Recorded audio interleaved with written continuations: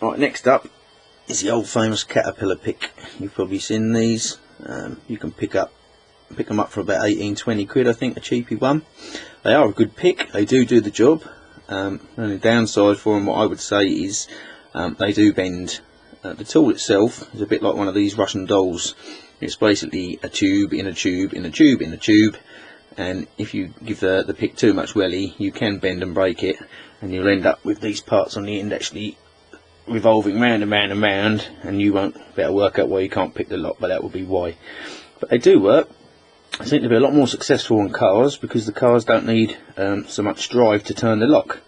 I mean, you can actually see there, one of mine is, this one here is slightly offset and bent where I've bullied it, and I have broke a few of these, so still worth having though, still a good bit of kit. It also sells on the sales patter when you buy one that you can use one to decode the lock. Now you can, but they can be a bit hit and miss. But what we'll do is we'll try and get the lock open with this for you. So what we're going to do is I'm going to try and put the pick into the lock. As I said to you, one of my bits on is slightly bent, so normally you push the pick all the way in and then we draw this pin, which is what holds it all nice and straight in a line. But because one of mine is bent, to help me get the pick in, I'm going to have to take it out there now. There it is. Now the pick's in the lock. So going back to the 4, 3, 2, 1 approach now, all we're going to do is turn these around as far as they'll naturally want to go. Hopefully you're getting this.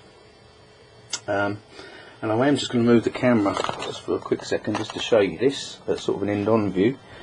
And again, straight away, you're sort of getting a little bit of an inkling as to what's going in the lock, as to where these positions are. You'll note here, these two, you will if I get the camera on anyway, these two have hardly moved, so they're going to be definitely number 4s. We've already looked at the pattern of the key, so we know there's another 4 in there.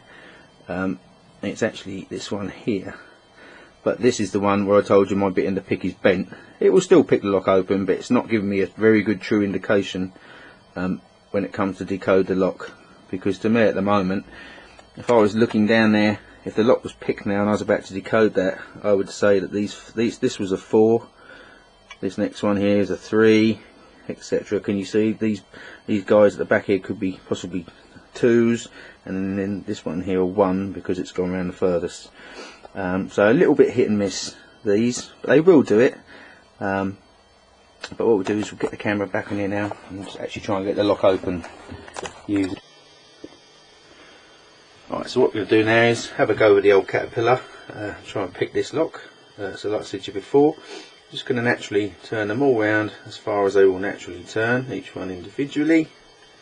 And I'm looking for a number 4, because a number 4 is going to be one I need to hold to apply a slight tension, and then use the others to manipulate the discs. Hopefully you can see these are both 4s, and because we know what the shape of the key is, we actually know this one is, but my pick isn't given a true reading as I mentioned earlier. But basically, if I get hold of either one of those, these are the ones, or I can swap indeed as I pick the lock. And then what we're going to do is, the others are going to give me a rough idea of something, of what this one has gone around nearly, this is going to be a 1 or a 2, this is probably going to be a 1 or a 2, and so is this. Again, maybe a 3 if the lock's sloppy, but I say what we need to do now is tension the lock by holding one of the 4s. Not worth touching the other 4s obviously, because again, all we said, all they're doing is driving the lock. So what we're going to do is we're now going to feel through each disc, but we've got to feel for clicks. Now the trouble is, we're also going to pick up feelings from those anti-pick notches, if you can remember what we saw earlier. So what you're doing is, as you pick round through, you're trying to feel a gate that's sloppy and big, whereas if you feel a click where it only wants to wiggle in between a little bit, that's more than likely going to be a false notch. So here we go. This is the 4, which I'm holding just a little bit of tension on. I'm going to get hold of this one. This one has automatically gone round to quite a long way round, so perhaps a 1 or a 2. I'm going to bring it back upright, and I'm now gently going to turn it round. There's a little click, there's a big click, and it's nice and sloppy in between. So for the moment I'm going to leave that one there, because the movement feels sloppy between the gate, like it's banging on the 2 sides of the shoulders. Don't need to touch this one because I know it's a 4. This one again, Going to feel the 3 gates now.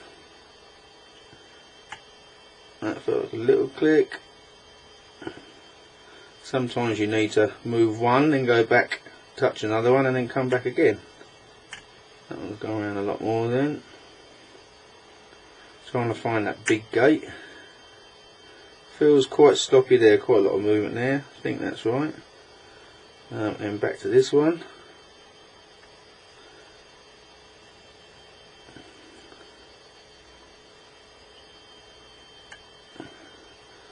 There's a small click. That feels like it there to me. So more than likely one of these other two needs a little bit of a tweak now, because it's probably slightly off centered. That feels like the big gate there, so hopefully it's this one.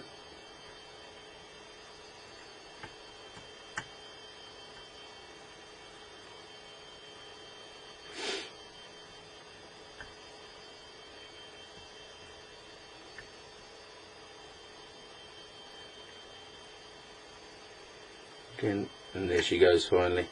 And once it is picked, you can use it to, and as long as you keep hold of a number 4, you can lock and unlock the lock as many times as you like.